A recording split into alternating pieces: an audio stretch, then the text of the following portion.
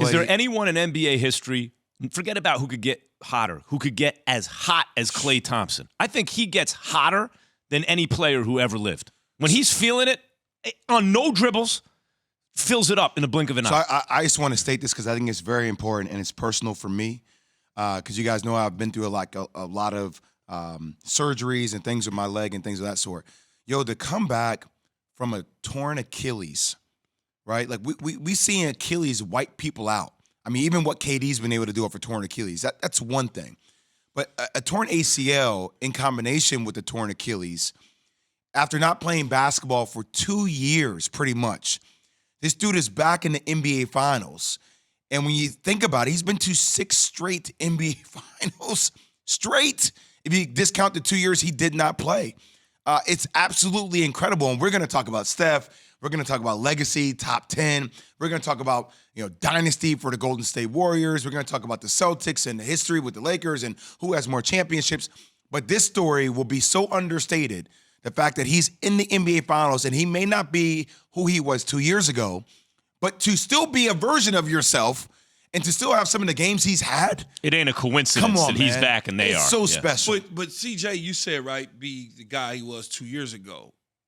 What I saw that last outing, what looked different? On the offensive end. Even on the defensive end, he was still cool. Yeah, he was cool, but he was defender. the best. He was probably the best wing. He was in the conversation for best wing defender of the guys who score. Yeah, him, Kawhi, they were in that conversation. True, but if you look at the last game out, I didn't see anything different.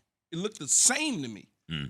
Offensive end and on it, it just didn't seem like he did anything different. It's still it looks different to me because when Klay used to get up underneath you, he would be so fast laterally that you wouldn't be able to breathe, man. Like he was so good at that. And he can still get up underneath you through moments, but the lateral pop that he used to have was so elite. It's not there like it used to be. The Achilles, what I noticed from the Achilles is that's okay though. Guys can come back from it nowadays much better than they used to, except for Dominique was the one guy who could. Otherwise used to end careers. But where it affects them is on the defensive end. Even when they're willing to play it, they don't seem to be as good on the defensive end after that injury. But here's the thing that makes you worried about the Warriors moving forward. And I've said this, like we played in our 2-on-2 game yesterday. I can't move the same way I moved, 19 years ago, but I can still shoot that thing very close to it, right?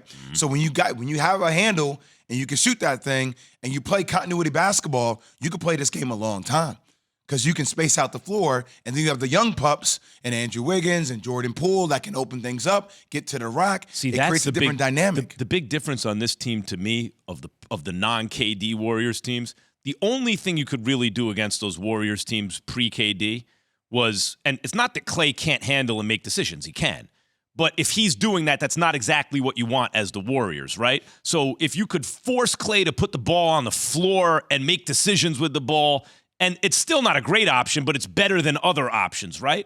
Now they have Poole and Wiggins. There are too many dudes who can do what you need them to do on that team. See, I think what has happened to y'all, though, Jay, is because of his injuries, y'all looking at it and saying, you don't want him to do this, you don't want him to do that, he can't do this or he can't do that. I'm watching this dude from 2 years ago, and I'm watching him over the last several weeks. He looks like the same guy to me. He can put the ball on the floor if he needs to off a dribble. He can pull it. He can catch and shoot. He may not be getting all the way underneath guys yet, but I bet you in this series coming up against Boston, that's going to change. There's an expression. It's a difference of degree, not kind. And I think that's what you're saying. Like, he's still Klay Thompson. You may say he's a degrees different than he used to be, but he's still basically Klay Thompson, right? He still shoots it. He's still willing to play defense. He's still long. I think what I'm saying, I'm not saying that he's worse. I'm appreciating it. No. Like, because often to compensate off a torn ACL and then have a torn Achilles on different legs. Like, I'm sitting here applauding this man, and I'm saying even if he's slightly off with his lateral quickness, what he is doing deserves so much praise because it's phenomenal. Here he is on – well, listen to Klay. Listen to Klay talk about this season right now. A lot of us don't look back on 2019 and 2016 with great reverence. We kind of look back on it with a little more pain in our eyes and a little heartache because we know how hard it is to lose a Game 7 in the NBA Finals or a Game 6. So we want to obviously win the last game of the year, and then we can, that does mark a great season, obviously. But if we lose, it was still a good season, but it wasn't great. I'm just saying, man, this dude was on the sideline. He was doing broadcasting. He talked about it. I know a lot of people very close to Klay, how difficult it was for him. And even think about the margin of getting to a championship game is so slim because when Klay came back this year, the same game he came back, his first game, is when Draymond went out.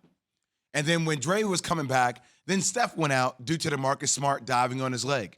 So it's been kind of disjointed for most of the year, but now they're actually healthy when it matters the most. Kendra Andrews was on this just in 2 p.m. Eastern ESPN yesterday and told me she had spoken. Say handsome host. Well, I know I can rely on one of you to mention that now. And she had spoken to Draymond Green, and Dre, I thought, made a great point, as he often does, which is the Warriors teams in the past had veterans, but their best players weren't their most experienced players. Very good players on the team, like Iguodala, were experienced, but their very best. Now, their best players are also their most experienced players, championship tested. And in addition to that, they got young, athletic, supporting cast. It's going to be a problem. Thanks for watching ESPN on YouTube. For live streaming sports and premium content, subscribe to ESPN Plus right now.